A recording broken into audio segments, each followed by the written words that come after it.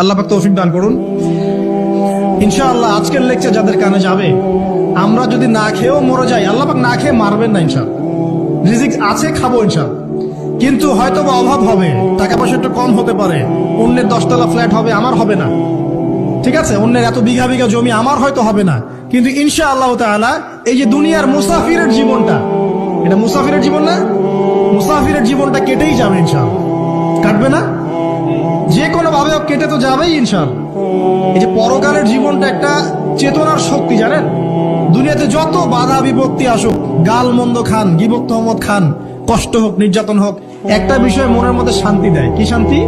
যে এই দুনিয়ার জীবনটা তো আর চিরস্থায়ী নয়, এটা তো আর সারা জীবন থাকবে না।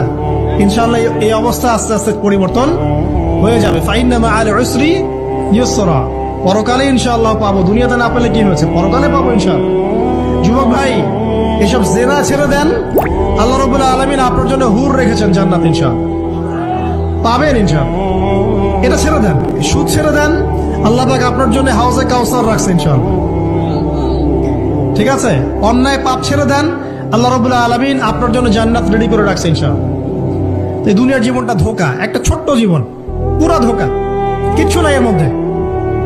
আমার কথা শোনেন, এই দুনিয়ার জীবনে কিছুই নাই।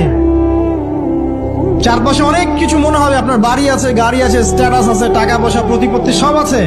আদতে আপনি একা, আদতে আপনাকে একাই কবরে যাওয়া লাগবে, একাই আল্লাহর সাথে হিসেব নিকাশ দিতে হবে। কেউ নাই সাথে, আমাদের সাথে কেউ নাই। কিন্তু আপনি মনে করছেন যে সেলিব্রিটিজম বড়, আমি পলিটিক্যাল নেতা হয়েছি, আমাকে সবাই চেনে, আমি যে সেলিব্রিটিজম বড়, আমি পলিটিক্যাল নেতা হয়েছি, আমাকে সবাই চেনে, আমি ইকোনমিক সেক্টরে লিড দেই, রাষ্ট্রকে লিড দেই, আমি ধর্মতাত্ত্বিক ক্ষেত্রে লিড দেই, আমাকে দেখলে মানুষ বাহবা দেয়, ইত্যাদি ইত্যাদি।